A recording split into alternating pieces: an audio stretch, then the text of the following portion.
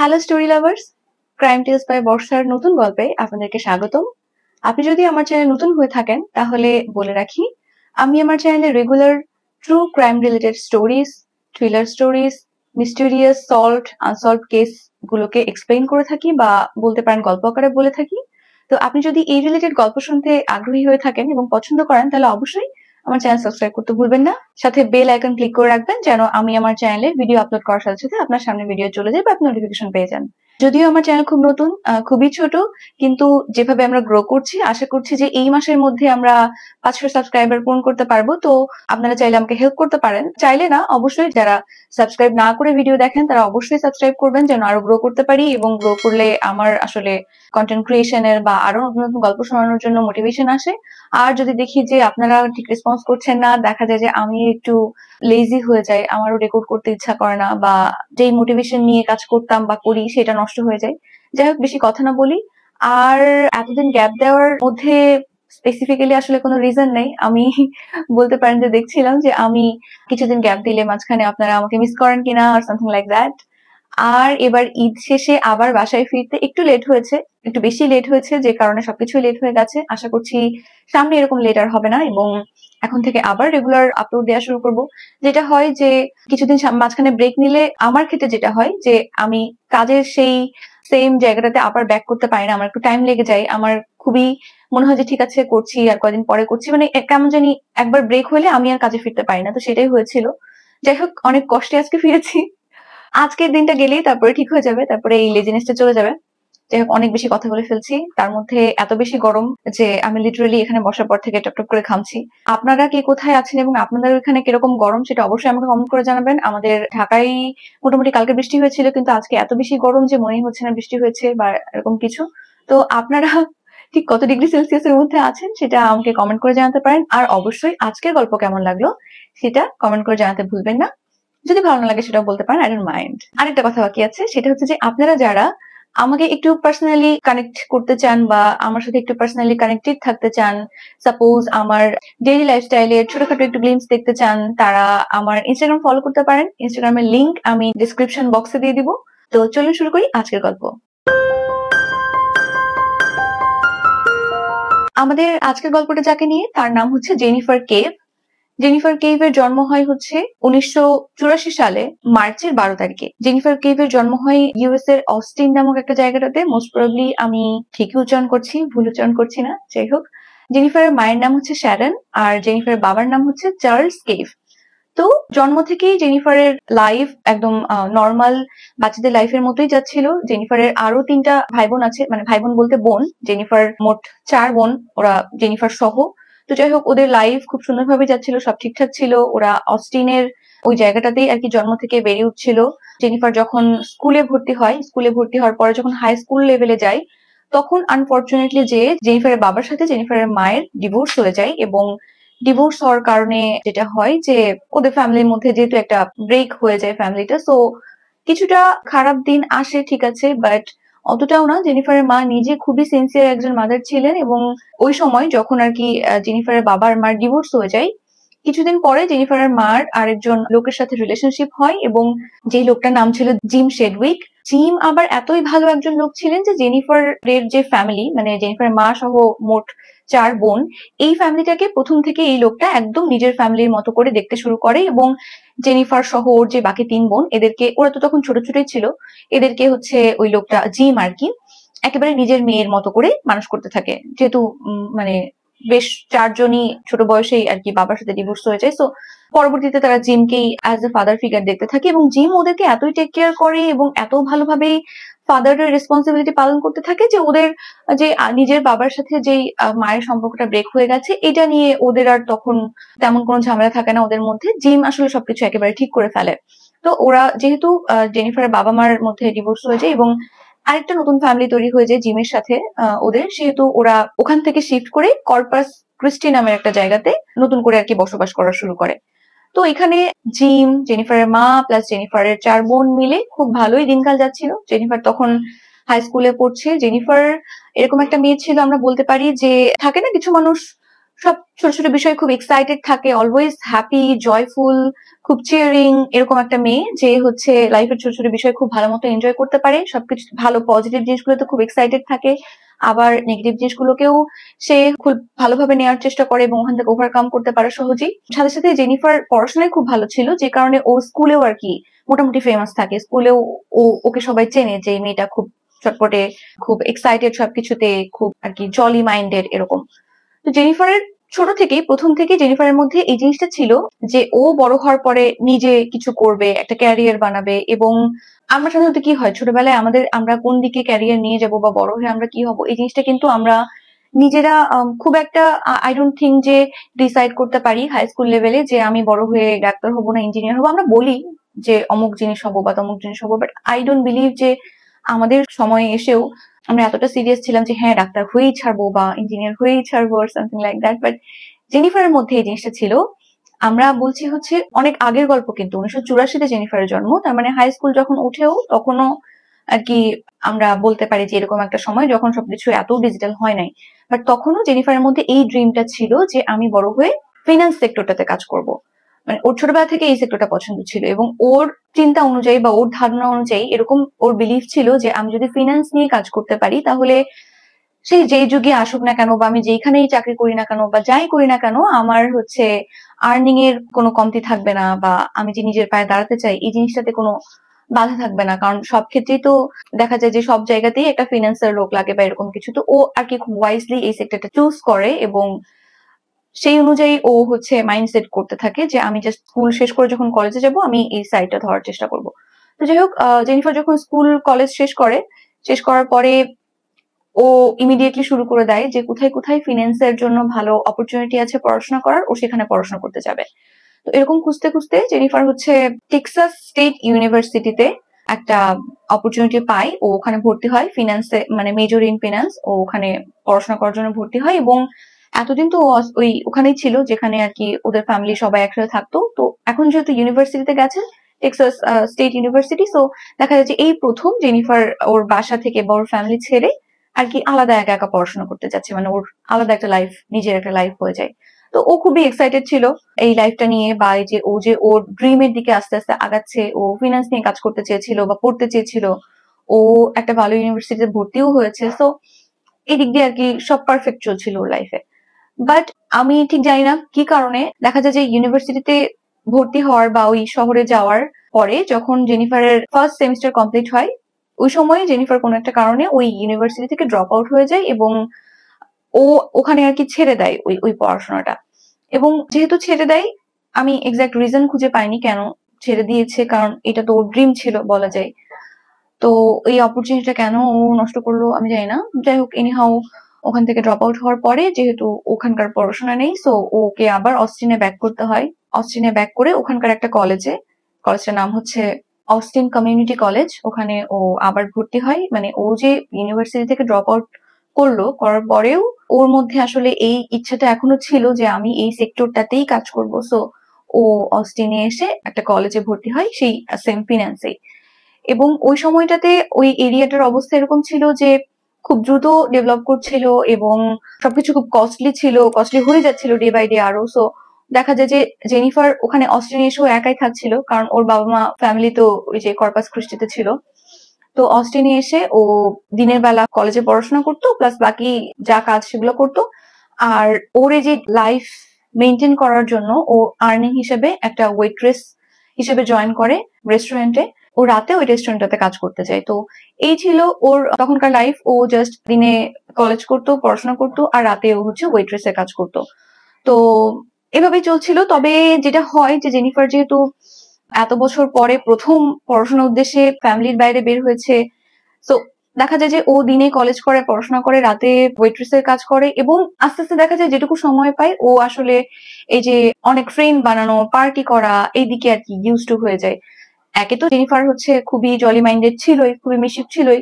তো যখন ও একটা ফ্রি লাইফে আসছে, নিজে কাজ করতেছে, তখন ওর জন্য আসলে এই যে আরো অনেক ফ্রেন্ড বানানো, আরো অনেক পপুলার হয়ে যাওয়া, পার্টি করে বেড়ানো, এগুলো খুবই ইজি হয়ে যায়। এবং যেটা হয় যে একটা সময় পর বাচ্চারা যখন একটু ফ্রি লাইফে যায়, ইন্ডিপেন্ডেন্ট লাইফে যায়, তখন এগুলো একটু হয়। তো জেনিফারেরও সেটাই হয়।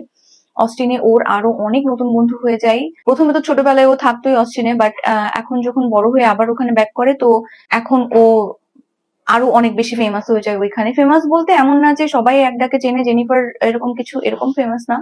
ও জাস্ট অনেক বেশি বেশি ফ্রেন্ড বানাতে শুরু করে। র্যান্ডম পিপলের সাথে দেখা যাচ্ছে যে ও মিট করলেই খুব ভালো ফ্রেন্ডশিপ হয়ে যায় তাদের সাথে, এরকম হয়ে যায় আর কি। তো দেখা যায় যে জেনিফার যতটুকু পড়াশোনা করে বা কাজ করে, এর বাইরে যেটুকু সময় ও ফ্রেন্ডের সাথে পার্টি করতে থাকে, হ্যাং আউট করতে থাকে, ঘুরতে যায়। এগুলো করতে করতে, উইচ ইজ অবভিয়াস, জেনিফার একটা সময়ে ড্রিঙ্কস করা শুরু করে।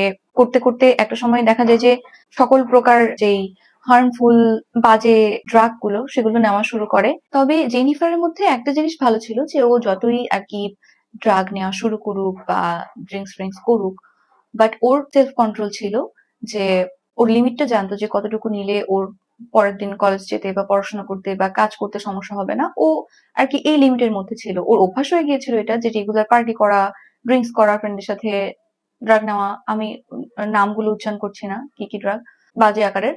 বাট এতটুকু কন্ট্রোল ছিল যে ও লিমিট রেখে করতো এটা, যেন ওর হচ্ছে পড়াশোনা বা কাজ এগুলোতে কোনো সমস্যা না হয়। যেহেতু ও একবার ড্রপ আউট হয়েছে একটা জায়গা থেকে, প্লাস একটা কলেজে এসে ভর্তি হয়েছে, ওকে কাজ করতে হচ্ছে লিভিং এর জন্য। তো ও আর কি নিজের এই লিমিটটা আর কি ক্রস করতো না, যেন এগুলোতে হ্যাম্পার না হয়।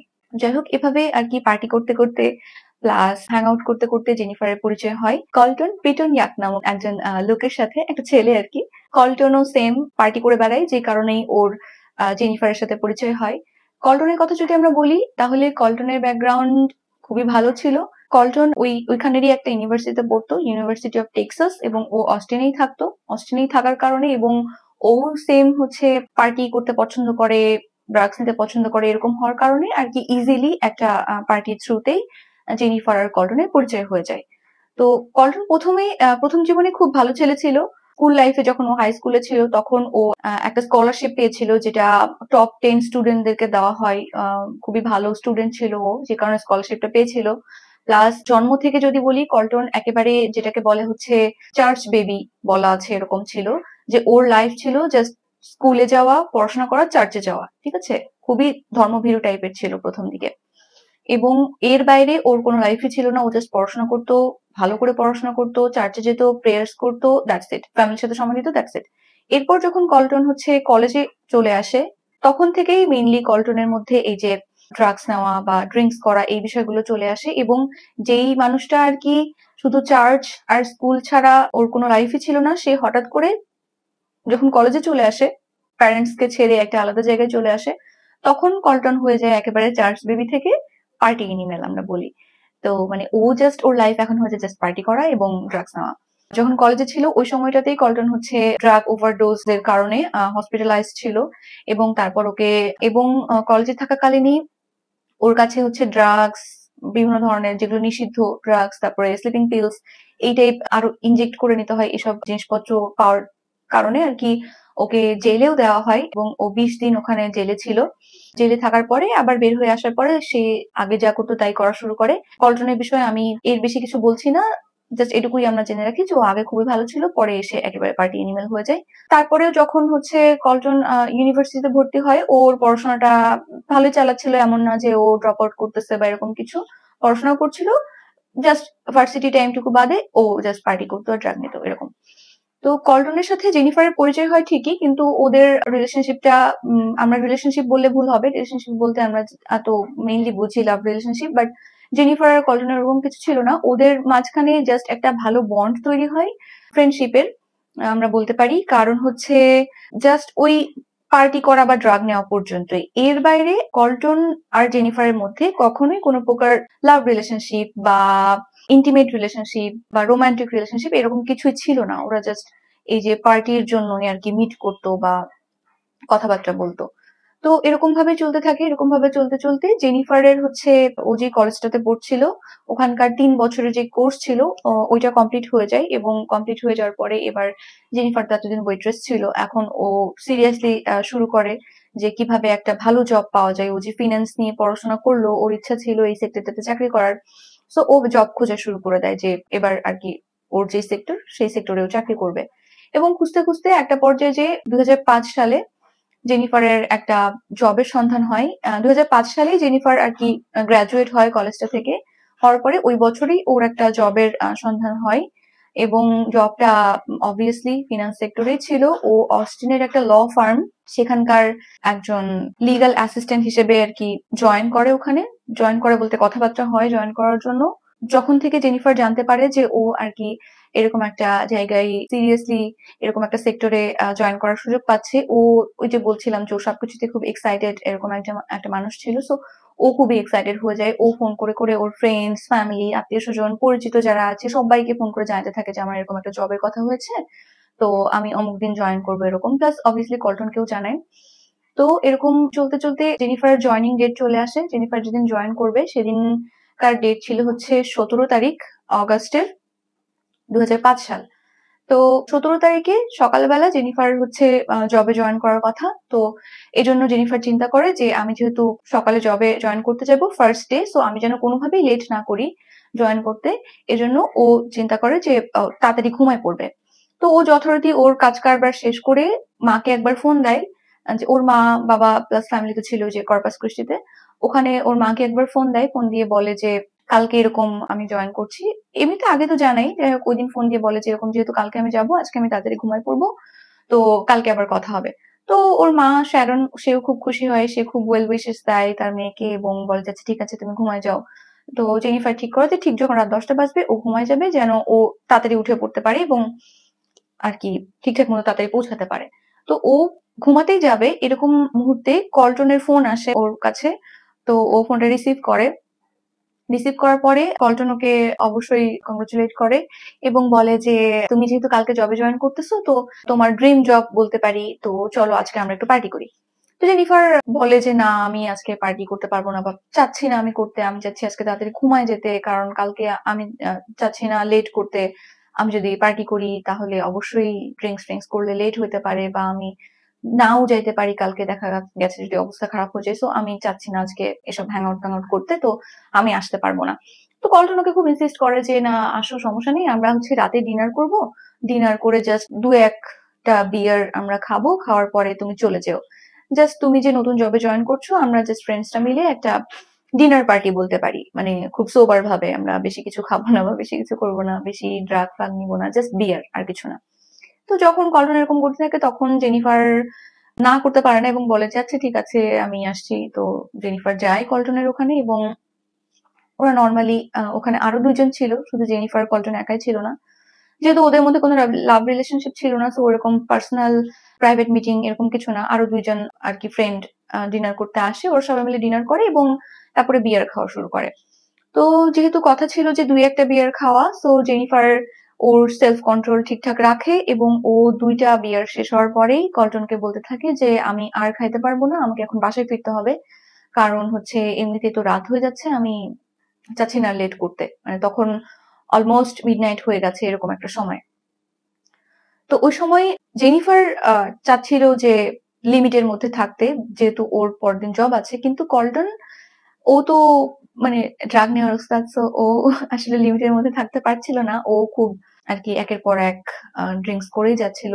জেনিফার তাও ওকে খুব জোর করে যে দেখো আমি আর থাকতে পারবো না, আমাকে চলে যেতে হবে। তো কল্টনের তখন ওরকম একটা অবস্থা যে ওর কোনো সেন্সই নাই, এরকম অবস্থা হয়ে গেছে। তো জেনিফার তখন বলে যে ঠিক আছে তুমি আমার সাথে চলো, আমি তোমাকে বাসায় ড্রপ করে দিয়ে আমি চলে যাব।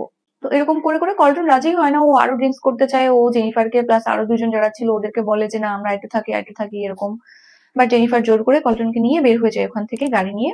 জেনিফারের গাড়িতেই কল্টন আর জেনিফার কল্টনের বাসার দিকে যাইতে থাকে। তো এর মধ্যে যেটা হয়, জেনিফারেরও একবারে কন্ট্রোল হারাই যায় না, বাট ও একটু আর কি ডিজি ফিল করতে থাকে, ওরও একটু মাথা উল্টাপাল্টা হয়ে যায়। রাস্তার মধ্যে গাড়ি জেনিফারই চালাচ্ছিল, কল্টন বসেছিল, কল্টন গাড়ির মধ্যে পাগলামি করতে থাকে। পাগলামি বলতে এমন কিছু না যে রোমান্টিক হওয়ার চেষ্টা করছে বা এরকম কিছু। আগে তো বললাম ওদের মধ্যে কোনো এরকম রিলেশনশিপ ছিল না। প্লাস ওই সময় দুজনেরই আর কি ওই সময় মানে যেই টাইমটাতে জেনিফার আর কল্টনের মধ্যে ফ্রেন্ডশিপ ছিল, ওই সময়টাতে দুজনেরই আলাদা আলাদা রোমান্টিক পার্টনার ছিল। কল্টনের একটা এক্স গার্লফ্রেন্ড ছিল, যদিও এক্স গার্লফ্রেন্ড, তারপরেও ওই মেয়েটা ওর নাম হচ্ছে লরা। লরা কল্টনের প্রতি এতটাই পাগল ছিল যে কল্টন ওর সাথে থাকতে না চাইলেও লরা খুব কল্টনের পেছনে পড়ে থাকতো। সো ব্রেকআপ হয়ে যাওয়ার পরেও ওদের মধ্যে ভালোই কন্ট্যাক্ট ছিল। এদিকে জেনিফারের সাথে তো কল্টনের কিছু ছিল না। তো যাই হোক গাড়ি চালাতে চালাতে হঠাৎ জেনিফার যেহেতু একটু উল্টাপাল্টা হইতে থাকে, সো জেনিফার মাঝ রাস্তায় হঠাৎ করে কি মনে হয় একটা ছেলেকে ফোন দেয় যার নাম মাইকেল। মাইকেল জেনিফারের একটা ফ্রেন্ডই আমরা বলতে পারি। মাইকেলের সাথেও জেনিফারের তেমন কোনো রিলেশন ছিল না, প্লাস পার্টির থ্রুতেই ফ্রেন্ড। মাইকেলের সাথে জেনিফারের কল্টনের সাথে যেরকম ফ্রেন্ডশিপ অতটাও ডিপ না, অতটা ডিপ না বলতে এত বেশিও মিট হয়নি বা এত বেশিও কথা হয় না। তারপরেও হুট করে কেন কি মনে হয় জেনিফারের, ও মাইকেলকে ফোন দেয়। মাইকেলকে ফোন দেওয়ার পরে মাইকেল খুব অবাক হয়, কারণ জেনিফার সাধারণত এরকম সময়ে অলমোস্ট মাঝরাত জেনিফার কখনোই ওকে ফোন দেয় না, প্লাস জেনিফার সাথে ওর তেমন কোনো কথাই হয় না। মাঝে মাঝে কথা হয়, মাঝে মাঝে দেখা হয়। সো মাইকেল একটু অবাক হয় এবং জিজ্ঞেস করতে থাকে যে what happened, are you okay? তো জেনিফার তখন একটু উল্টাপাল্টা কথাবার্তা বলতে থাকে। জেনিফার বলে যে, উল্টাপাল্টা বলতে হয়তো জেনিফার কন্ট্রোল ধরে রাখতে পারছিল না নিজের। জেনিফার মাইকেলকে এরকম কিছু কথা বলতে থাকে যে গাড়ির জানলা ভাঙচুর করতে ইচ্ছা করছে বা ভাঙবে, বা প্লাস হচ্ছে মানে একেবারেই এরকম কথাবার্তা যেটা মানুষ স্বাভাবিক পর্যায়ে থাকলে বলে না, এরকম কথা বলতে থাকে। এবং বলে যে পি করার কথা, যেটা মাইকেলের খুবই উইয়ার্ড লাগে যে জেনিফার এর সাথে ওর তো তেমন যোগাযোগ না, জেনিফার ওকে ফোন দিয়ে পি করার কথা বলছে, গাড়ির জানলা ভাঙচুর করার কথা বলছে।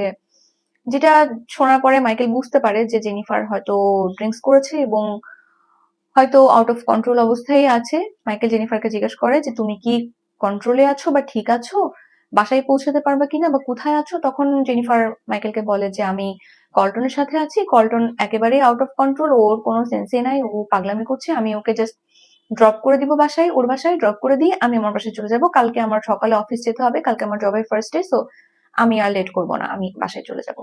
তো মাইকেল ওকে বলে যে আর ইউ শিওর যে তুমি যেতে পারবা, বা কোনো সমস্যা হয়েছে কিনা ওদিকে, আর কোনো বা কোনো প্রবলেম হবে কিনা বাসায় পৌঁছাতে? তো জেনিফার বলে না, আর কোনো সমস্যা নাই, জাস্ট এটুকুই, আমরা আম, 2-3টা বিয়ার খেয়েছি, দ্যাটস ইট, আর কিছু না, আর বেশি কিছু করিনি, আমি বাসায় যেতে পারবো, সমস্যা নেই। তো মাইকেল ওকে, যেহেতু মাইকেল বুঝতে পারে যে জেনিফারের অবস্থা ভালো মনে হচ্ছে না, মাইকেল জেনিফারকে বলে যে তুমি বাসায় পৌঁছানোর পরে আমাকে একবার জানাও যে তুমি যে সেফলি পৌঁছাইছো বা এরকম কিছু। তো জেনিফার বলে ওকে, বলে রেখে দেয়। এবার রেখে দেওয়ার পরে জেনিফার অবভিয়াসলি কল্টনের বাসার দিকে যায় কল্টনকে পৌঁছায় দিতে। তো পরদিন সকাল হয়ে যায়, মানে 17 তারিখ, যেদিন জেনিফারের অফিসে জয়েন করার কথা ছিল।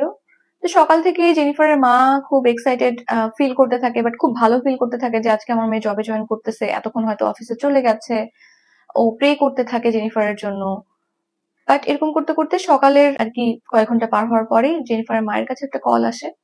কল রিসিভ করার পরে জেনিফারের মা শুনতে পায় যে জেনিফারের অফিসের ম্যানেজার ফোন দিয়েছে। ম্যানেজার ফোন দিয়ে জেনিফারের মাকে বলে যে জেনিফারের তো আজকে জয়েন করার কথা ছিল, এবং জেনিফার তো খুব সিরিয়াস ছিল জবটা নিয়ে বা এই বিষয়টা নিয়ে, কিন্তু ও তো আসে নাই। জেনিফার কোথায় আছে, ওর ফোনে পাওয়া যাচ্ছে না এরকম। তো জেনিফারের মা বলে যে আমিও তো জানতাম যে ও সকালবেলা যাবে, ওর সাথে আমার রাতে কথা হয়েছে, ও আমাকে বলছিল যে আমি 10টা বাজতে বাজতে ঘুমায় যাব এবং সকালবেলা উঠে আমি জবে চলে যাব। তো আমি তো এরকম জানি না, জেনিফার তো আমি যতটুকু জানি ওর জবের ওখানেই অফিসেই যাওয়ার কথা। তো ম্যানেজার বলেছে না, ও আসে নাই। তো আপনারা যদি ওর কোনো খোঁজ পেয়ে থাকেন বা ওকে রিচ করতে পারেন, তাহলে অবশ্যই ওকে বলবেন যেন অফিসে চলে আসে এরকম।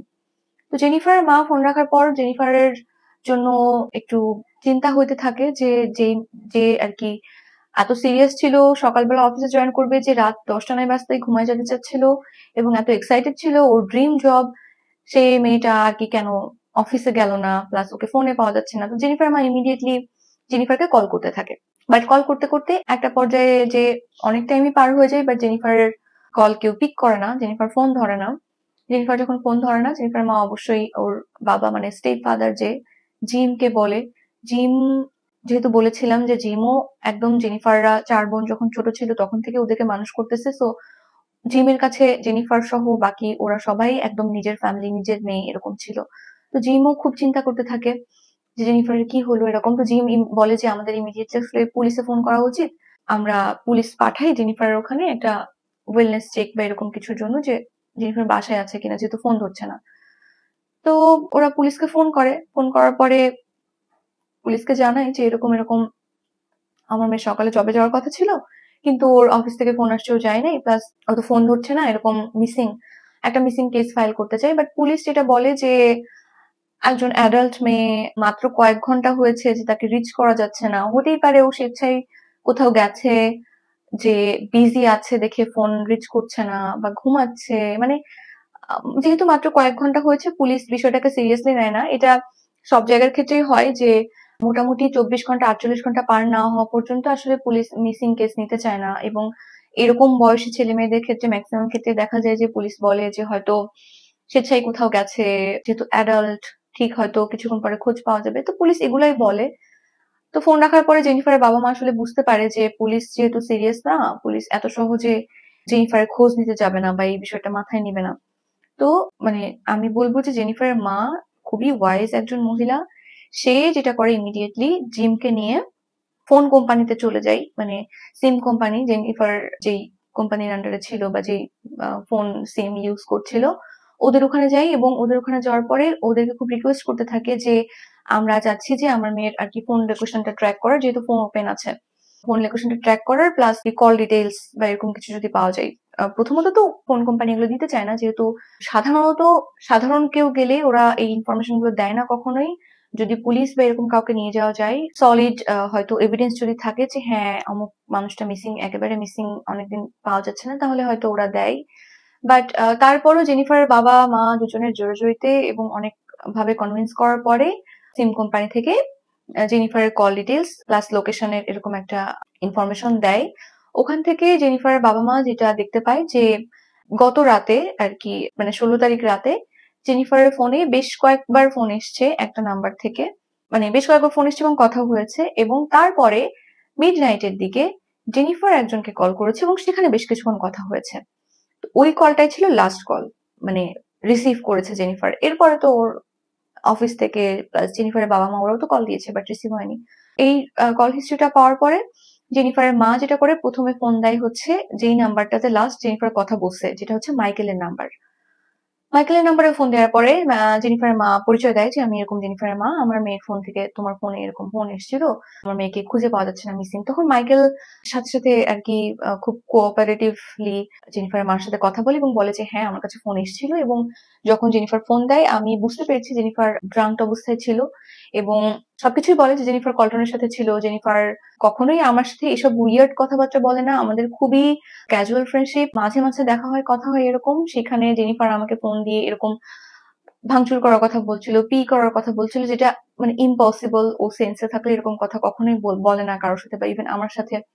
প্লাস এটাও জানায় যে কল্টনের সাথে ছিল, কল্টন খুবই ড্রাঙ্ক অবস্থায় ছিল। জেনিফার বলছিল যে কল্টনকে ওর বাসায় নামাই দিয়ে তারপর জেনিফার বাসায় চলে যাবে। আমিও মানে সবকিছু জানাই যে জেনিফারের বাসায় পৌঁছে আমাকে ফোন দেওয়ার কথা ছিল, বাট জেনিফার আর ফোন দেয় নাই। তো এখান থেকে তো জেনিফার বাবা মা জানতেই পারে যে তার মানে নেক্সট টার্গেট হচ্ছে কল্টন, যার সাথে যোগাযোগ করা যায়। এবং তারপরে যেই নাম্বারটা ওরা পায়, যে যেই নাম্বার থেকে অনেকবার জেনিফারের কাছে ফোন এসেছে, সেটাই মেনলি কল্টনের নাম্বার ছিল। তো জেনিফার বাবা মা কল্টনকে ফোন করে, জেনিফার মা মেনলি। কল্টনকে ফোন করার পরে জেনিফার মা জানতে চায় যে এরকম কালকে আমার মেয়ে তোমার সাথে পার্টিতে গেছিল বা ডিনারে গেছিল, তারপর থেকে তো ওকে খুঁজে পাওয়া যাচ্ছে না। তো ও তো তোমাকে বাসায় নামাই দিয়ে ফেরার কথা ছিল, যে ও তোমাকে বাসায় নামাই দিয়েছিল কিনা বা ফিরেছিল কিনা তুমি কিছু জানো কিনা। তো সারপ্রাইজিংলি কল্টন বলে যে না, আমার তো জেনিফার সাথে কালকে দেখা হয় নাই। জেনিফার তো, আমি তো বলেছিলাম জেনিফারকে আসতে, বাট জেনিফার আসতে রাজি হয় নাই, কারণ ওর অফিস ছিল, ও 10টার মধ্যে ঘুমাই যেতে চেয়েছিল। সো ও আসে নাই, আমার ওর সাথে কালকে দেখা হয় নাই, পার্টিও হয় নাই, ড্রিঙ্কস করাও হয় নাই, ও আমাকে বাসায় নামাই দিতেও আসে নাই, নাথিং হ্যাপেন্ড। এটা শোনার পরে জেনিফারের মা এবং বাবার পল্টনকে একেবারে পুরা দমে সন্দেহ হয়, কারণ মাইকেল যেখানে বলছে যে জেনিফার এটা এটা করছে, মাইকেলকে ফোন দিয়ে কল্টনের কথা জানাইছে। ইভেন জেনিফার যখন মাইকেলের সাথে কথা বলছিল তখন পাশ থেকে কল্টনের কথা শোনা গেছে যে কল্টন পাগলামি করছে। সেখানে কল্টন বলছে যে না, দেখাই হয়নি। এটা তো মানে আনবিলিভেবল। প্লাস কল্টনের ফোন থেকে এতবার ফোন এসছে, কথা হয়েছে, বাট কল্টন অস্বীকার করছে। এটা আসলে জেনিফার বাবা মার বিশ্বাস হয় না। তো তখন জেনিফার বাবা মা আবার পুলিশকে ফোন দেয়, ফোন দিয়ে বলে যে এরকম আমরা হচ্ছে আমার মেয়ের ফোনের কল হিস্ট্রি বের করেছি এবং বের করার পরে আমরা এরকম দুজনের সাথে কথা বলেছি, মাইকেল আর কল্টন। তার মধ্যে কল্টন হচ্ছে আমরা কল্টনকেই আর কি সন্দেহ করছি, কিন্তু কল্টন অস্বীকার করছে যে আমার মেয়ের সাথে দেখা হয়েছে। মাইকেল প্রমাণ আছে যে আমার মেয়ের সাথে দেখা হয়েছে কল্টনের, বাট কল্টন অস্বীকার করছে। তখন পুলিশ যেটা বলে যে ঠিক আছে আমরা কল্টনের লোকেশনে যাইতে পারি দেখার জন্য যে জেনিফার ওখানে গেছে কিনা, বাট ওইটা তো এরকম হবে যে কল্টনের বাসা আমাদেরকে সার্চ করতে হবে। তো হুট করে তো যে আমরা কারোর বাসা সার্চ করতে পারি না, যেখানে আপনার মেয়ে অ্যাডাল্ট এবং মানে সলিড কোনো প্রমাণ নেই যে কেউ দেখেছে যে জেনিফার আসলেও কল্টনের বাসায় গেছে বা কল্টনের সাথে গেছে পার্টি করতে। সো এটার জন্য আমাদেরকে আসলে অনেক প্রসিডিউর পার করে সার্চ ওয়ারেন্ট বের করতে হবে, তারপরে কল্টনের বাসায় যেতে হবে। তারপরে আমরা আসলে সার্চ করতে পারি বা কল্টনকে জিজ্ঞাসাবাদ করতে পারি যে জেনিফার গেছে কিনা ওর সাথে। এটা বলার পরে জেনিফারের বাবা বুঝতে পারে যে পুলিশ আসলে এখনো বিষয়টা নিয়ে অতটা সিরিয়াস না। হয়তো পুলিশ ভাবতে পারে যে জেনিফার স্বেচ্ছায় একটা ছেলের সাথে গেছে, কি করছে তার ঠিক নাই, তো এই জন্য ওরা হয়তো খুঁজতে চাচ্ছে না জেনিফারকে। তো জেনিফারের বাবা মা যেটা চিন্তা করে যে জেনিফারের বাবা মেনলি মানে স্টেপ ফাদার জিম মেনলি খুব অস্থির হয়ে যায় মেয়ের জন্য, এবং জিম যেটা ডিসাইড করে যে ও আর জেনিফারের মা দুজন আর কি নিজেরাই যাবে কল্টনের বাসায়। ওই যে সিম কোম্পানির ওখান থেকে তো ওরা লোকেশন ট্র্যাক করে আর কি কল্টনের বাসার লোকেশন পায়, এবং ওরা ডিসাইড করে যে ওরা কল্টনের বাসায় নিজেরাই যাবে। তো ওরা যথারীতি গাড়ি নিয়ে কল্টনের বাসার উদ্দেশ্যে রওনা দেয় এবং কল্টনের বাসায় পৌঁছায় অস্টিনে। পৌঁছানোর পরে ওরা আরো একবার এর আর কি ইন দ্য মিন টাইম পৌঁছানোর মাঝখানে ওরা আরো একবার কল্টনকে ফোন দেয়। কল্টনকে ফোন দিয়ে বলে যে আমরা এরকম পুলিশে কমপ্লেন করেছি, পুলিশ এবার মিসিং কমপ্লেন নিয়েছে, আমরা আমাদের মেয়ের মিসিং কমপ্লেন করেছি, প্লাস তোমার নাম বলেছি। হয়তো খুব তাড়াতাড়ি পুলিশ তোমাকে খুঁজতে আসবে এবং তোমার বাসা সার্চ করতে আসবে, কারণ সবারই সন্দেহ যে তুমি হয়তো কিছু জানো বা তোমার হাত আছে এর মধ্যে। এগুলো বলে, বাট কল্টন সেম কথাই বলে যে না আমি কিছু জানি না, আমার জেনিফারের সাথে দেখা হয় না। যাই হোক, তারপরে জেনিফার বাবা মা কল্টনের বাসায় পৌঁছানোর পরে ওরা খুব ফর্মালি উইথ ডিউ রেসপেক্ট কল্টনের দরজা নক করতে থাকে এবং ডাকাডাকি করতে থাকে যে আমরা জাস্ট তোমার সাথে একটু কথা বলবো, আর কিছু না, আমাদের সাথে পুলিশ নেই বা এরকম কিছু। তো অনেকক্ষণ দরজা ধাক্কানোর পরে কেউ দরজা খুলে না, এবং কল্টনের বাবা মা খেয়াল করে যে জেনিফারের যে গাড়ি, যেটা নিয়ে জেনিফার আর কি বের হয়েছিল এবং যেটা নিয়ে কল্টনের বাসায় নামাই দিয়ে আসার কথা, জেনিফার সেই গাড়িটা কল্টনের বাসার এরিয়াতেই এখনো আছে। দ্যাট মিনস জেনিফার এখানে এসছিল এবং হয়তো আর ব্যাক করে নাই, যেহেতু গাড়িটা ওখানেই আছে। তো ওরা আরো ধাক্কাধাক্কি করতে থাকে, দরজা জানলা সব, বাট কেউ দরজা খুলে না। তখন জিম আর কন্ট্রোল করতে পারে না, মানে স্টেপ ফাদার জিম ডিসাইড করে যে যাই হয়ে যাক, হোয়াট এভার হ্যাপেন্স, আমি এখন দরজা ভেঙে কল্টনের বাসায় ঢুকবো। তো সেম যে প্ল্যান সেই কাজ। জিম আহ কল্টনের বাসার যে গ্লাসের উইন্ডো ওইটা ভেঙে ফেলে, এবং ভেঙে ফেলে জিম ভেতরে প্রবেশ করে। বাসার মধ্যে প্রবেশ করার সাথে সাথে জিমের নাকে প্রচন্ড বাজে গন্ধ আসে, কারণ যে কল্টনের দুইটা রুমের অ্যাপার্টমেন্ট, যেই রুমে কল্টন জানলা ভেঙে ঢুকে ওই রুমের অবস্থাই এত বাজে, জীবনে রুম পরিষ্কার করে না। রুমের মধ্যে খাওয়া দাওয়া থেকে শুরু করে সকল প্রকারের ময়লা আবর্জনা আছে। আমি যদি খুঁজে পাই, আমি দেখেছি ছবিটা, যদি আমি আবার আর কি খুঁজে পাই আমি অ্যাড করে দিব যে রুমের কি অবস্থা। তো ওই রুমের মধ্যে সকল প্রকার ময়লা আবর্জনা ছিল। হয়তো কল্টন যেদিন ওই রুম আর কি বাসা ভাড়া নিয়েছে সেদিন থেকে কোনদিন পরিষ্কার করে নাই, এত বাজে ময়লা অবস্থা এবং বিচ্ছিরি গন্ধ। তো ফ্ল্যাটটা যেহেতু দুই রুমের ছিল, সো কল্টনের জন্য ভালোই হয় খোঁজাখুঁজি করতে। মাত্র দুইটা রুম, তো দুইটা রুমই ও খুঁজতে থাকে কোথাও কিছু পাওয়া যায় কিনা, কোথাও কোনো ট্রেস পাওয়া যায় কিনা যে জেনিফার এখানে এসেছিল বা এরকম কিছু। বাট ইভেন কল্টন ভেতরে আছে কিনা, বাট দুইটা রুমের কোথাওই কল্টনও নাই, জেনিফারও নাই, জেনিফারের কোনো জিনিসপত্রও নাই, কিছুই খুঁজে পাওয়া যায় না, জাস্ট ময়লা আবর্জনা দিয়ে ভরা। তবে জিম যেটা খেয়াল করে যে কল্টনের যে বাথরুমের দরজাটা মানে ভেরানো, পুরোপুরি বন্ধও না পুরোপুরি খোলাও না, দরজা ভেরানো অবস্থায় আছে। তো জিম মনে করে যে হয়তো বাথরুমে কল্টন আছে, যেহেতু ও বাসায় একাই থাকে, দরজা হয়তো লক করা নাই, জাস্ট আর কি ভিড়ায় রাখছে। তো ও আর কি বাথরুমের দরজার দিকে যে আর কি দরজা নক করতে থাকে, বাট কেউ দরজা খুলে মানে দরজা তো খোলা ছিল, বাট ভেতর থেকে কেউ সাড়া দেয় না। তো তখনও জিম আর কি বাথরুমের দরজা খুলতে একটু আনইজি ফিল করে, যেহেতু অন্য একটা বাসার বাথরুম, হয়তো ভেতরে লোক আছে। তো তারপরেও অনেক চিন্তা ভাবনা করার পরেও দরজাটা খুলে বাথরুমের, এবং দরজাটা খোলার পরে জিম যেটা দেখে, মানে ও যদি বাথরুমের দরজাটা না খুলতো তাহলেই হয়তো মানে ওর জন্য ভালো হতো, এরকম একটা অবস্থা। দরজাটা খোলার পরে ও দেখে যে একটা ফিমেল বডি বাথটাবের ভেতরে শোয়ানো অবস্থায় আছে, এবং এটা তো একটা ভয়ঙ্কর বিষয়। তার চেয়ে বড় কথা, বডিটার সাথে বডির মাথা নাই এবং হাতগুলো নাই, শরীরের বিভিন্ন অঙ্গ নাই, এবং হচ্ছে বিভিন্ন অঙ্গ আর কি বাথরুমের মধ্যে বিভিন্ন জায়গায় পড়ে আছে, মাথা এক জায়গায়, হাত এক জায়গায়, আরেক হাত আরেক জায়গায়, এরকম। তো জিম জাস্ট মানে ভেতরে ঢোকার পরে ও না পারে ব্যাক করতে, না পারে ওখানে দেখতে যে বডিটা কার, বডিটা আর কি চেনার উপায় নাই, এরকম একটা অবস্থায় আছে। তারপরেও জিম মানে খুব কষ্ট করে হলেও ভালো করে দেখতে থাকে, কিছু টাচ করে না, ও জাস্ট দেখতে থাকে। জাস্ট ও মানে চাচ্ছিল না এটা কল্পনা করতে যে এটা ওর মেয়ের বা জেনিফারের বডি হবে কিনা, বাট তারপরেও যেহেতু জেনিফারকে পাওয়া যাচ্ছে না, ও চেক আউট করতে থাকে এবং বডিটার গায়ে যে জামাটা ছিল গ্রিন কাইন্ড অফ শেডের, ওইটা দেখে জিম যেটা বুঝতে পারে যেটা জেনিফারের বডি, এবং এটা দেখার পরে জিম মানে সহ্য করতে পারে না, ও জাস্ট ওই বাথরুমটা থেকে বের হয়ে আসে, এবং বের হয়ে এসে ও জেনিফারের মা শ্যারনকে বলে যে তোমার ওদিকে যাওয়ার দরকার নাই, তোমার ওদিকে যাওয়ার দরকার নাই। তো শ্যারন তো বলে যে কি হয়েছে কি হয়েছে। জিম জাস্ট শ্যারনকে কিছু না বলে ও জাস্ট শ্যারনকে ওখানে আটকায় রাখে, এবং আম, হচ্ছে সাথে সাথে বলে যে 911-এ কল করো এরকম। তো শ্যারন তো বুঝতে পারে যে কিছু একটা হয়তো হয়েছে। শ্যারন খুবই কি বলবো ছটফট করতে থাকে, দেখতে যাইতে থাকে, বাট জিম ওকে যেতে দেয় না। জিম নিজেই 911-এ কল করে এবং কল করে বলে যে এখানে একটা ইমার্জেন্সি হয়েছে, আপনাদেরকে এখনই আসতে হবে। তো পুলিশ তখন বলে যে কি হয়েছে এরকম। তো মানে বলার মতো অবস্থায় জিম আসলে ছিল না, কারণ জিম নিজের বাবা না, ঠিক আছে, কিন্তু জিম একদম ছোট থেকে ওদেরকে মানুষ করছে, এবং স্টেপ ফাদার হওয়ার পরেও জিম একদম নিজের মেয়েদের চেয়েও বেশি আদর যত্নে ওদেরকে মানুষ করছে। সো জিম আসলে ওই সিচুয়েশনেই থাকে না যে ও কি অবস্থায় জেনিফারকে ওখানে দেখেছে ওটা বলবে পুলিশকে। তারপর পুলিশ বারবার জিজ্ঞেস করতে থাকে, জিম বলে যে এখানে বাথরুমে বাথটাবের মধ্যে একটা বডি আছে, আপনাদেরকে এখানে আসতে হবে এরকম। তো পুলিশ বলে যে বডিটা কি শোয়ানো অবস্থায় আছে নাকি বসানো অবস্থায় আছে, এখনো কি নিঃশ্বাস নিচ্ছে নাকি নিচ্ছে না। জিম বলে যে শোয়ানো অবস্থায় আছে, আপনারা জাস্ট আসেন এরকম। তো পুলিশ বলতে থাকে যে আমরা আসবো, ঠিক আছে, তার আগে আপনাকে অবশ্যই মেকশিওর করতে হবে যে আপনি বডিটাকে সিপিআর দিচ্ছেন, আপনি এক্ষুনি যান যে সিপিআর দেন। জিম বলে যে সিপিআর দেওয়ার মতো অবস্থায় আমি নেই, সিপিআর দেওয়ার মতো অবস্থায় বডিটাও নেই, এটা একটা ক্রাইম সিন হয়ে গেছে, ক্রাইম সিনে যে আমি এখন সিপিআর দিতে পারবো না, প্লাস বডিটা যে অবস্থায় আছে বেঁচে নেই এটুকু শিওর। খুব কষ্টে বলে যে মাথা এবং বডি আলাদা, সিপিআর দের কোনো প্রশ্নই ওঠে না, আপনারা তাদের এক্ষুনি আসেন।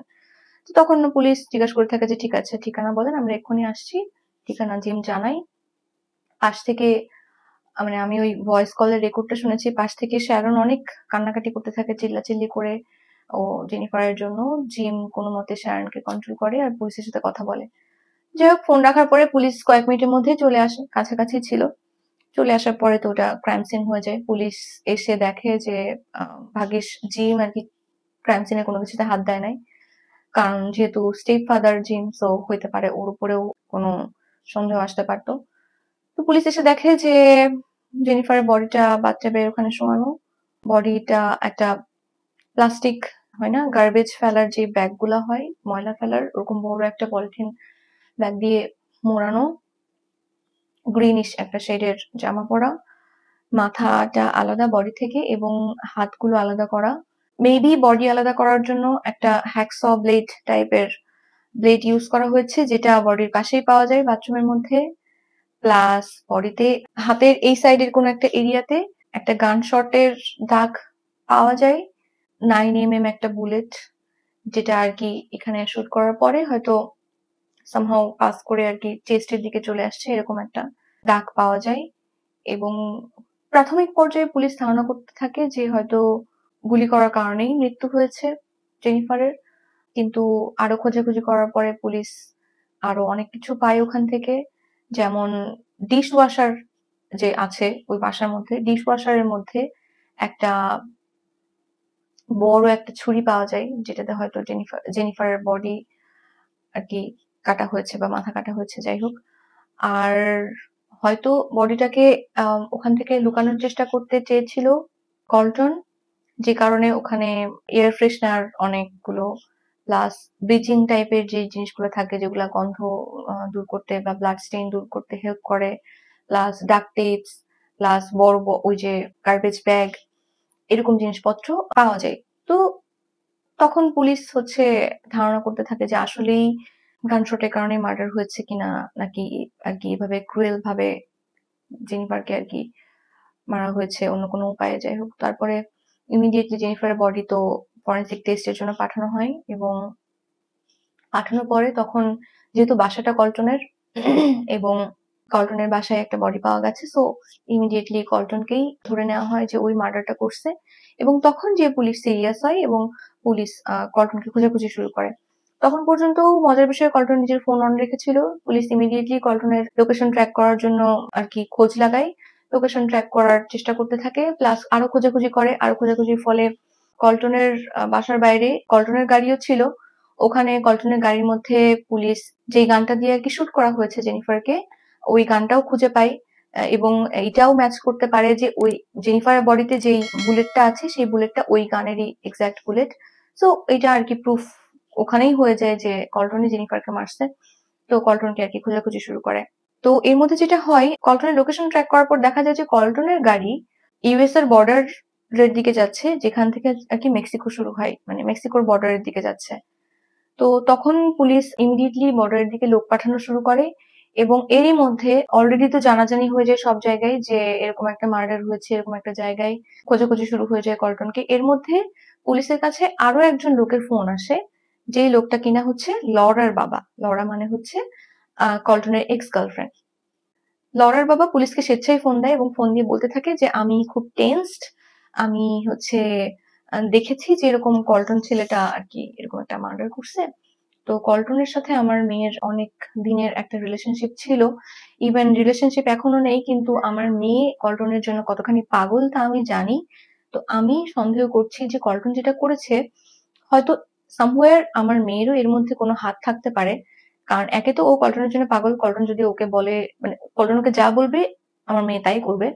প্লাস আমার মেয়ে কালকে আমাকে ফোন দিয়েছিল, ফোন দিয়ে আমাকে বলেছে যে আমি যেন আমার মেয়ের যে ফ্ল্যাট যেখানে সে থাকে ওই ফ্ল্যাটের, মানে পুরো ফ্ল্যাট একেবারে নিট অ্যান্ড ক্লিন করে ধুয়ে মুছে, সব দেয়াল থেকে শুরু করে দরজা জানালা শুরু থেকে থেকে শুরু করে ফ্লোর সবকিছু যেন একেবারে ধুয়ে মুছে চকচকা করে রাখি।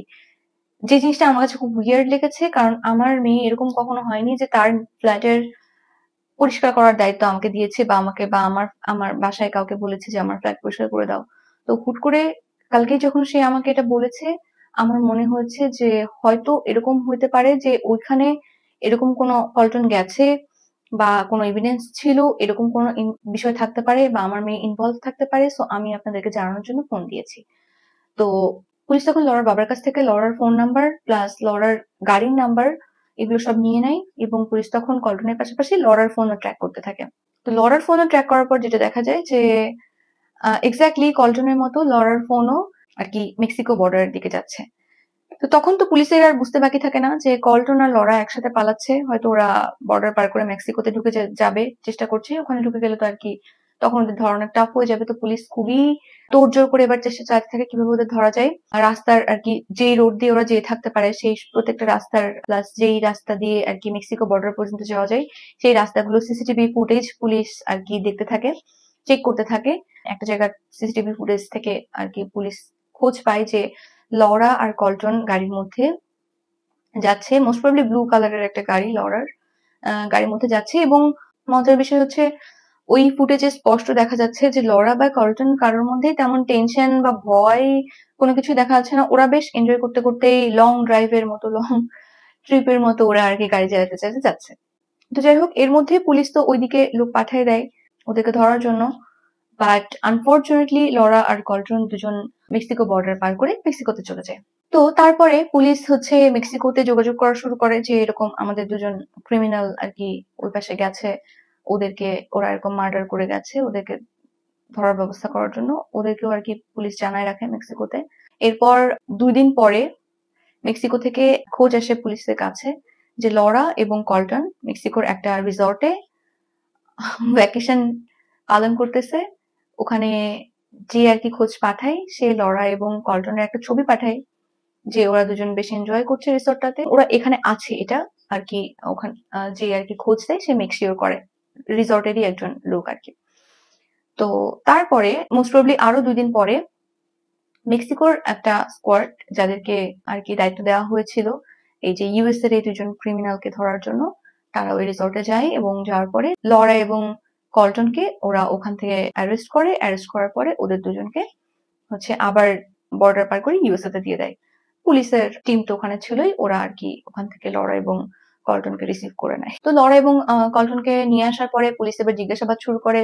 জিজ্ঞাসাবাদের সময় পুলিশ আলাদা আলাদা করে কল্টন এবং লরাকে জিজ্ঞাসাবাদ করতে থাকে। পুলিশ লরাকে যখন জিজ্ঞেস করে যে এরকম তোমার বয়ফ্রেন্ড এরকম একটা মার্ডার করেছে, তুমি কতদূর কি জানো, তুমি ওই সময় ওর সাথে ছিলে কিনা, মার্ডার করার পেছনে মোটিভ কি, কেন করলো এই কাজটা, প্লাস তুমি ওকে হেল্প করেছো কিনা।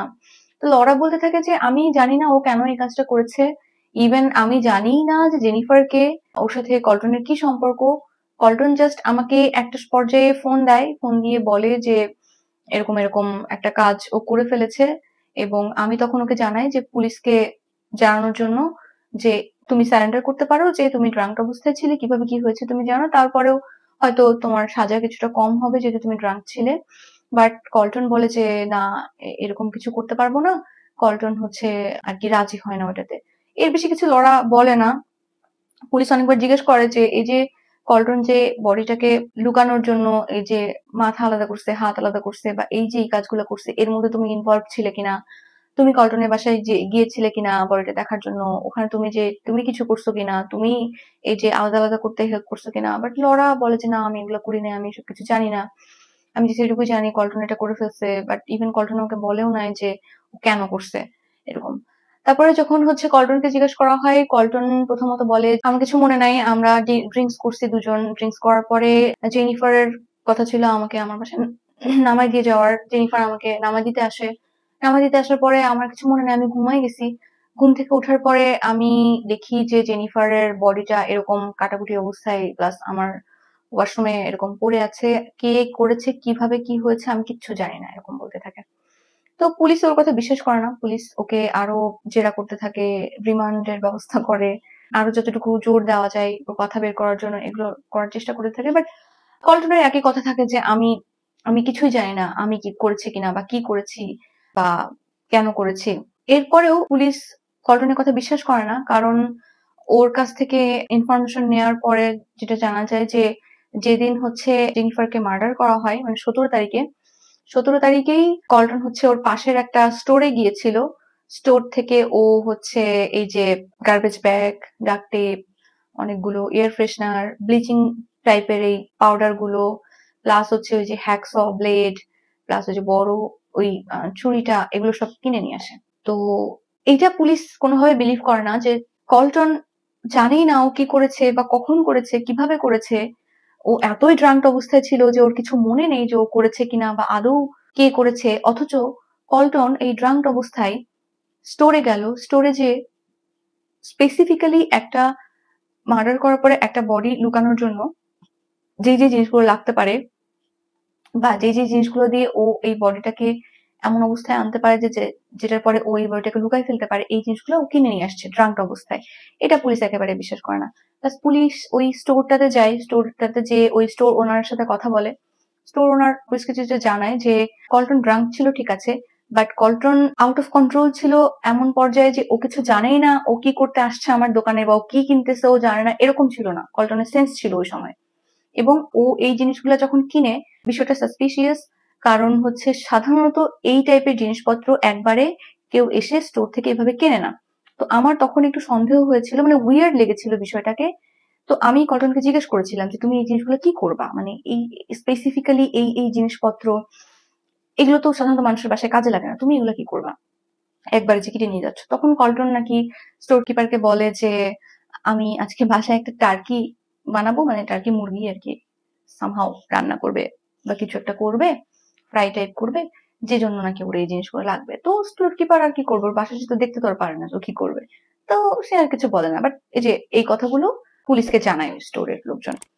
তো পুলিশ তখন আর কি বুঝতে পারে যে কল্টন যা বলতেছে সবই মিথ্যা। কারণ ওর যদি সেন্সই না থাকতো, ওর মাথায় এটা আসতো না যে আমি দোকান থেকে যে এই জিনিসগুলো যদি কিনে নিয়ে আসি, আমি এই জিনিসগুলো ইউজ করে জেনিফারের বডিটাকে এরকম ভাবে কাটাকাটি করে লুকাইতে পারবো, এরকম কিছু।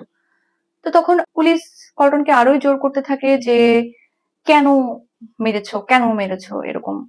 তো তখনও কল্টন অস্বীকারই করতে থাকে। ইভেন কল্টন বলে যে আমি কেন জেনিফারকে মারতে যাব, জেনিফারের সাথে আমার কোনো রিলেশনশিপ ছিল না, রোমান্টিক রিলেশনশিপও কখনো হয় নাই, লাভ রিলেশনশিপও হয় নাই, ঠিক আছে। বাট মনে মনে জেনিফারকে আমি অনেক ভালোবাসতাম, আমি ওকে এতই ভালোবাসতাম আমি এখন ওকে বলে উঠতে পারি নাই আমি ওকে এত ভালোবাসতাম যে আমি কল্পনাই করতে পারি না যে আমি ওর সাথে খারাপ কিছু করবো, সেখানে আমি ওকে মারবো কিভাবে বা এভাবে কাটাকাটি করবো কিভাবে, এটা অসম্ভব। বাট যেহেতু সব এভিডেন্স কল্টনের বিরুদ্ধেই এবং কল্টন প্রমাণ লুকানোর জন্য ওই বড় যে ছুরি সেটাকেও ডিশ ওয়াশারের মধ্যে ওয়াশ করতে দিছে যেন ওখান থেকে ফিঙ্গারপ্রিন্টস বা ব্লাড স্টেইনস সেগুলো রিমুভ করা যায়। সো মানে এখানে কল্টনের বাঁচার আর কোনো ওয়ে থাকে না যে ও নিজেকে নির্দোষ প্রমাণ করবে। তো এরকম আর যখন কোনো ওয়ে থাকেই না, কল্টন তারপরেও স্বীকার করে না, মানে আলটিমেটলি ও যে কেন মার্ডারটা করেছে সেটাও কখনোই স্বীকার করে না, মানে জানাই না কখনো যে কেন ও মার্ডার করেছে বা মোটিভটা কি ছিল। ওর রাগ ছিল জেনিফারের উপরে কোনো, নাকি ড্রাগের কারণে ওর মস্তিষ্ক বিকৃত হয়ে গিয়েছিল, ও কিছুই জানায় না। বাট তারপরেও 2008 সালে এসে কেসটা এতদিন ধরে চলতে থাকে। 2008 সালে এসে ফাইনালি কল্টনের বিরুদ্ধে যেই সাজা সেটা শোনানো হয়, সেটা হচ্ছে যে কল্টনকে 55 বছরের কারাদণ্ড দেওয়া হয়। 55 বছর ওকে জেলেই থাকতে হবে এবং এই 55 বছরের মধ্যে, মানে এই যে 55 বছর তার মধ্যে হাফ টাইম পার হওয়ার আগে ও কখনোই আপিল করতে পারবে না আর কি জামিনের জন্য। যখন ওর এই 55 বছরের মধ্যে অর্ধেক সময়টা জেলে থাকা হয়ে যাবে তখন যে ও আপিল করতে পারবে জামিনের জন্য, এবং তখনও জাজ আসলে সব দিক বিবেচনা করে চিন্তা করবে যে ওকে আসলে জামিন দিবে নাকি দিবে না। তো এই হচ্ছে কল্টনের সাজা। আর হচ্ছে প্রথম দিকে জিজ্ঞাসাবাদের পরে লরাকে আসলে ছেড়ে দেওয়া হয়েছিল, ওকে কিছু বলা হয় নাই, বাট তারপরেও জাজ প্লাস লয়ার্স যারা থাকে ওরা সবাই মিলে চিন্তা ভাবনা করে একটা সময় এই ডিসিশনে আসে যে লরা যেহেতু কল্টনকে নিয়ে মেক্সিকো পালিয়েছিল, পালাতে হেল্প করেছে, তার মানে ও একটা ক্রিমিনালকে হেল্প করছে।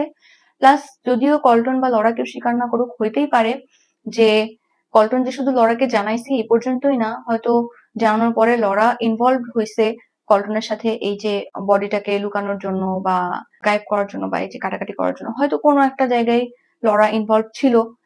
যদি নাও থেকে থাকে তাও লরা কল্টনকে নিয়ে পালিয়েছিল কল্টনকে বাঁচানোর জন্য, তো এইটাই অনেক বড় একটা অপরাধ। তো এই জন্য পরবর্তীতে আবার লরাকে 2008 সালেই 10 বছরের কারাদণ্ড দেওয়া হয়। 10 বছর পরে লরা বের হয়ে যেয়ে আর কি তার নর্মাল লাইফ লিড করতে পারবে। তো সেই হিসাব অনুযায়ী 2018 দিকে লরা আর কি বের হয়ে গেছে এবং লরা ওর নর্মাল লাইফ লিড করছে। তবে এটা স্ট্রিক্টলি নিষেধ করা আছে, লরা কখনোই কল্টনের সাথে দেখা করতে আসতে পারবে না কারাগারে। ইভেন যখন জাজমেন্ট চলতেছিল তখনও কখনোই কল্টনের জিজ্ঞাসাবাদের সময় লরার সামনে থাকতে পারতো না, বা কল্টনকে যখন সাজা শোনানো হয় কোর্ট রুমের মধ্যে বা যখন আর কি কেসটা চলতেছিল কোর্ট রুমের মধ্যে কখনোই লরা কল্টনের সামনে উপস্থিত থাকতে পারতো না। যাই হোক, এই হচ্ছে লাস্ট অবস্থা। কল্টন এখনো জেলেই আছে এবং ওর হাফ টাইম সাজা শেষ হওয়ার পরে ও হয়তো অ্যাপ্লাই করবে, তারপর জাজ চিন্তা করবে ওকে জামিন দিবে কি দিবে না। যাই হোক, এই ছিল আজকের স্টোরি। আমি অনেস্টলি বলতে গেলে অনেক চেষ্টা করেছি যে স্টোরিটাকে আজকে একটু শর্টলি কভার করার, এর মাঝের অনেক ডিটেলস আমি হয়তো বলি নাই, অনেক ছাড়া ছাড়া ভাবে বলে চলে গেছি। এর রিজন হচ্ছে আপনারা ম্যাক্সিমামের ক্ষেত্রে দেখা গেছে যে স্টোরি অনেক লং হয়ে গেলে বা কারো কারো ক্ষেত্রে একই লাইন দুইবার বললে, একই ওয়ার্ড দুই তিনবার বললে সমস্যা হচ্ছে, মনে হচ্ছে এক কথা বারবার বলছি বা টেনে লম্বা করছে স্টোরি। ইভেন ডিউরেশন অনেক বড় হওয়ার কারণে ম্যাক্সিমামের সমস্যা হচ্ছে। সো আমি আজকের ভিডিওটা এভাবেই করলাম। আরো তো কাটছাট হবে, হওয়ার পরে আরেকটু হয়তো শর্ট হয়ে আসবে স্টোরিটা, দেখার জন্য যে এই যে শর্ট ফর্মে বা ইনফরমেশন কম দিয়ে যদি জাস্ট গল্পটা কভার করে চলে যাই, মেইন মেইন ডে গুলো কভার করে চলে যায়, তাহলে আপনাদের কেমন লাগে এটা দেখা যাক, অবশ্যই জানাবেন। যেহেতু আজকে স্টোরি অনেক লং করি নাই, তো যদি আবার কারো মনে হয় যে না জমতেছে না, জাস্ট মনে হচ্ছে ছাড়া ছাড়া ভাবে গল্প শেষ হয়ে যাচ্ছে, আমার নিজের মনে হচ্ছে আসলে আমার আজকে গল্প বলতে যে একটু সমস্যা হয়েছে, আমার নিজেরই মনে হচ্ছে যে আমি একটা ইনফরমেশন দেখা গেলো দিতে যেয়ে আমি ওটাকে অনেক শর্ট ফর্মে নিয়ে চলে আসতেছি, জাস্ট কোন রকমের মেইন ইনফরমেশনটা দিয়ে ছেড়ে চলে যাচ্ছে, এরকম হচ্ছে। সো আমার গল্প বলার মধ্যে অনেকবার কনসেন্ট্রেশন হারিয়ে ফেলেছি আমি। তো যাই হোক, আজকে বেশি কথা বলছি না, রাত অনেক হয়ে গিয়েছে, এখন ঘুমাতে যাব। জানাবেন কেমন লাগলো, প্রবলেম মনে হলেও জানাবেন। আর যদি আজকেরটা শোনার পরে মনে হয় যে না আগে যেরকম একটু ইলাবোরেটলি বলতাম বা একটু জমিয়ে গল্প বলার চেষ্টা করতাম সেটা বললে ভালো হবে, তাহলে জানাবেন, আমি আবার আগের ফর্মে ফিরে যাবো। আর না হলে এভাবেই থাকবো, চেষ্টা করবো আরো শর্ট করার, চেষ্টা করবো জাস্ট ঘটনাটুকুই বলার, ব্যাকগ্রাউন্ড ডে বাই ডে কাহিনী এত না বলার।